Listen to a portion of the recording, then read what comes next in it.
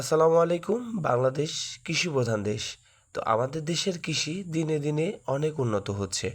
তো একসময় ছিল কি ধান কাটতে একটা জমিতে কয়েকজন কৃষক লাগতো, কিন্তু বর্তমান দেশের যে প্রযুক্তিটা আসতেছে এবং অগ্রসর হচ্ছে প্রযুক্তির দিকে, তাতে বর্তমানে কম্বাইন হারভেস্টার প্লাস রিপার দ্বারা অল্প সময়ের মধ্যে অনেকখানি জমির ধান কর্তন করা সম্ভব।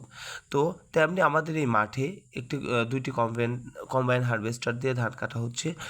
এতে হচ্ছে কৃষক আর্থিকভাবে শ্রমিকের সংখ্যা কম লাগতেছে এবং আর্থিকভাবে সচ্ছল হচ্ছে এবং ধানটাও খুব দ্রুত কাটা সম্ভব হচ্ছে।